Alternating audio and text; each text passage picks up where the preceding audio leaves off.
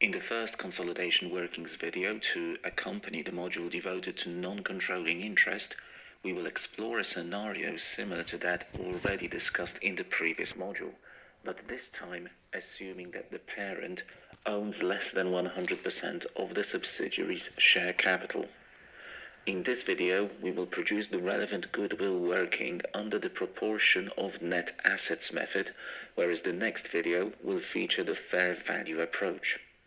So, example 1 reads, P acquired 80% of the share capital of S for €8,000 on the 1st of January 2017, when the statement of financial position of S was as follows. Additionally, we are told that at the date of acquisition, S's other assets included an item of property, plant and equipment, whose fair value exceeded its book value by €600. This item of PPE had a remaining useful life of 4 years, as at the acquisition date. Reading on. On the 31st of December 2017, the statements of financial position of the two companies are as follows. We are also told that as at this date, consolidated goodwill is deemed to be impaired by €300.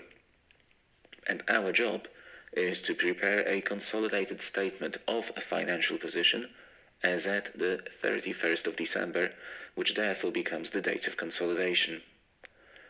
As always, the first working concerns group structure, and we will write that P owns 80% of S. The second working is subsidiary net assets, and as before we need the standard 3 columns: acquisition date, consolidation date, and post-acquisition. We will need 4 rows, the first for share capital, the second for retained earnings, the third for fair value adjustments relating to S's other assets, and the fourth for fair value depreciation adjustments. So, in the first column, we will have 5,000 in respect of share capital, 3,000 for retained earnings, an additional €600 to bring S's net assets total to their acquisition date fair value, and nothing in respect of fair value depreciation adjustments. Moving on to the consolidation date column, we may input the relevant equity balances of S as at the 31st of December, that is 5,000 and 5,500 for share capital and retained earnings respectively. The fair value adjustment input stays at the same level as at the date of acquisition. As already discussed in the previous module, the final row of the working, fair value depreciation adjustments, presents any additional depreciation which will have been recorded in the group financial statements as a result of incorporating and initially recognizing the subsidiary's net assets at their fair values as opposed to book values, and subsequently charging depreciation on the basis of these amounts. The subsidiary's other assets were initially measured at an amount that was €600 higher than their book value. Given that at the date of acquisition, the remaining useful life of the item of PPE in question was estimated as 4 years, then the additional depreciation charged on a straight-line basis over the 1-year period since the date of acquisition to the date of consolidation is calculated as 600 divided by 4 times 1. That is €150. The post-acquisition column will show nothing in respect of share capital or the initial fair value adjustments, but we will use it to identify the post-acquisition movement in the subsidiary's retained earnings. That is the difference between the €5,500 as at the date of consolidation and the €3,000 at the point of acquisition, giving a difference of €2,500. Additionally, we will show the additional depreciation charge of -150, which needs to be recognized for the year past since the date of acquisition.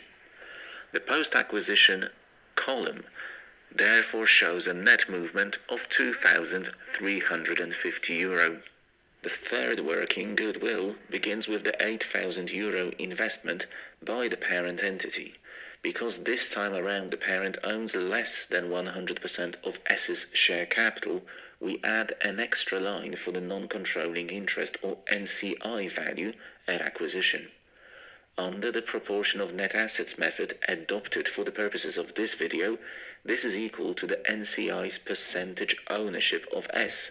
That's 20% times the fair value of S's net assets at acquisition, as derived in the first column of working 2, namely €8,600, producing a result of 1,720.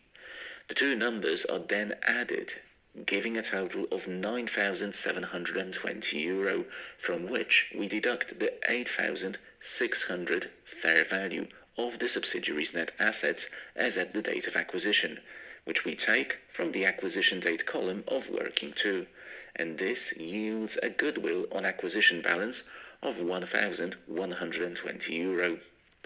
The scenario tells us that at the date of consolidation, goodwill is in fact impaired by €300, meaning that its carrying amount as at the 31st of December 2017 equals 820.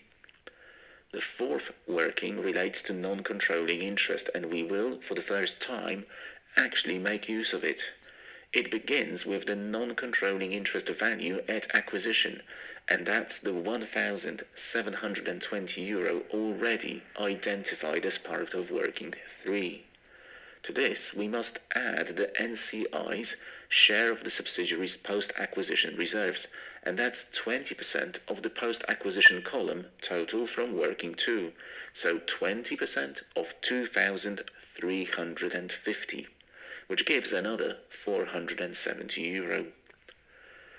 It is important to stress that when goodwill is computed under the proportion of net assets approach, as is the case in this example, non-controlling interest is not charged with any share of goodwill impairment, which is fully allocated to group retained earnings. Accordingly, the consolidation date NCI balance equals €2,190. The fifth and final working, group retained earnings, begins with the entire retained earnings of the parent as at the date of consolidation, giving 17,000, to which we add the parent's share of the movement in the net assets of S since the acquisition, as adjusted for the additional depreciation. This is equal to 80% of the outcome of the post-acquisition column from working 2, that is €1,880. As noted already, we must also deduct the parent's share of the goodwill impairment charge, which under the proportion of net assets approach is 100%, resulting in a minus 300, which brings the group retained earnings balance to 18,580. Let us now put all of the pieces together in the consolidated statement of financial position as at the 31st of December 2017. We begin with goodwill, which was computed as €820 in working 3. Next, we have other assets, which equal the sum of the two values coming from the books of P and S, but also include that €600 of acquisition date fair value adjustment less the €150 of additional depreciation, which brings the total to €32,450, resulting in overall assets of €33,270. Moving on to the equity section, the share capital of the group is always the same as the share capital of the parent, so €6,000. The group retained earnings total derived in working 5 was €18,580, whereas the carrying amount of non-controlling interest also presented within the equity section is €2,190 as computed in working 4, producing an overall consolidated equity balance of €26,770. Group liabilities are simply the sum of the relevant P and S numbers coming in at €6,500, which brings the balance of consolidated equity and liabilities to €33,270.